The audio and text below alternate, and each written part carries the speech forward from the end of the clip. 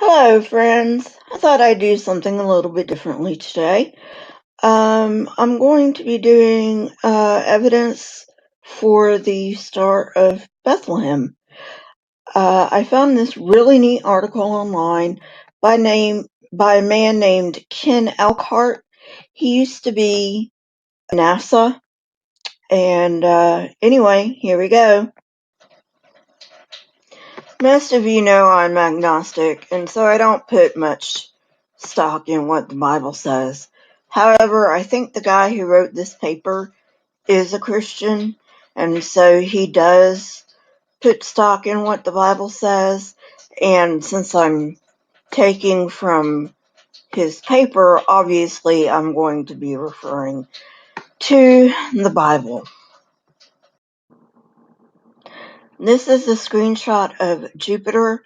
I know the URL is hard to see, so I will leave a link in the description.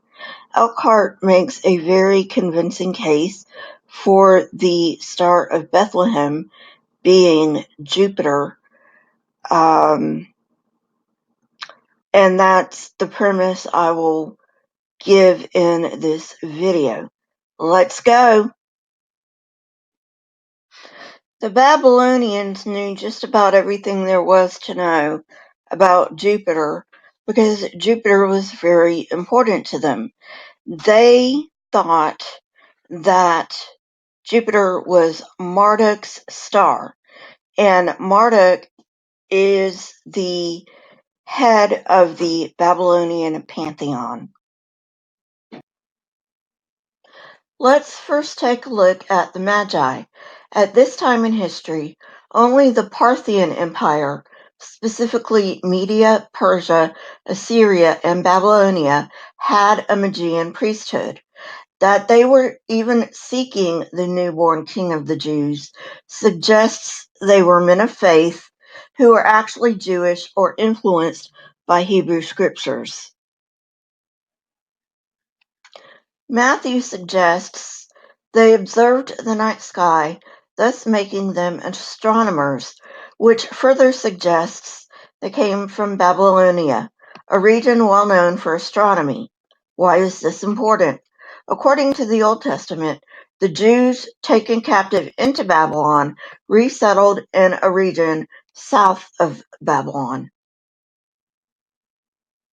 Cyrus the Great decreed that they could go back to Jerusalem, but since they were in Babylon for 70 years, or approximately 3 generations, many of them decided to stay.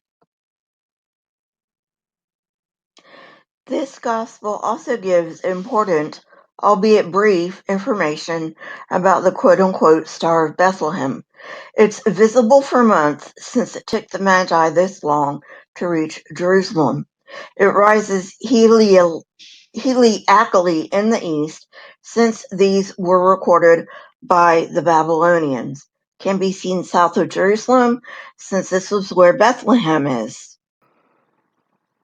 It was a common object, since it went unnoticed by Herod, very bright, being clearly seen by the Magi, star-like, motion stopped, and most importantly, it was associated with kings. At this time, astronomers were also astrologers, so keep that in mind. Babylonian astronomers recorded their observations and predictions based on those observations on clay tablets called astronomical diaries and almanacs, respectively. The sites where these have been found are the same sites where the Jews were relocated during the Jewish exile. The almanac that we know as closest to the Nativity is 7 to 6 BCE. Elkhart mentions 3 ways we can estimate time of Nativity, but I will only mention one for sake of time. Josephus mentioned a lunar eclipse taking place shortly before Herod died. This gives us two options: a partial eclipse on March 14th, 4 BCE. The second, and most likely, is a total eclipse on January 9th through 10th, 1 BCE. This is the most likely to have been recorded by Josephus for reasons stated in the article. This indicates the nativity took place in 3 or 2 BCE. Now that we've narrowed the time of nativity, we can now look for celestial events in that time frame. Hutchison compiled a list of primary star signs and summarized the first 11. All of them occurred between July 29, 3 BCE and August 29th, 2 BCE, and all involved the planet Jupiter. Now we get to a very interesting question. How did the Magi know when to look for the sign? The 70 weeks prophecy can be found in Daniel 9:24-27. It consists of 70 weeks of years, or 490 years, which began at the end of the exile, the only prophecy in the Bible to allow one to calculate the time of the Messiah. Sabbatical years occurred every 7 years to cancel debts. Jubilee years, in which slaves would be freed, happened every 7 sabbatical years, or 49 years, although we have no record of a jubilee being observed.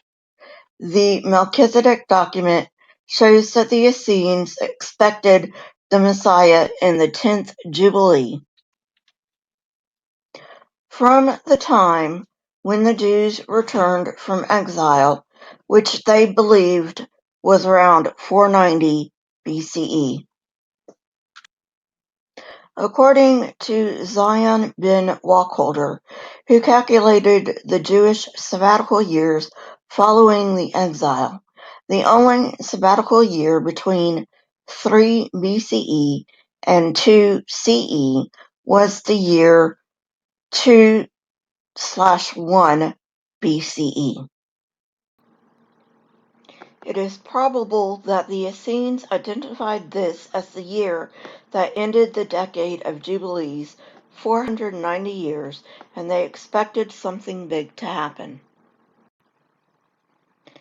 It seems the Essenes were obsessed with Jubilee years, and so they had constructed decades of Jubilees, which has since been reconstructed.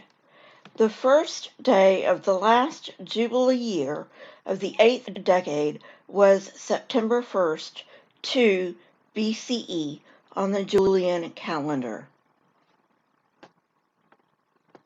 What is celestially significant about this day? The heliacal rising of Jupiter in the sign of Leo occurred on this day, and interestingly enough, at that time, Jupiter was known as the King Star.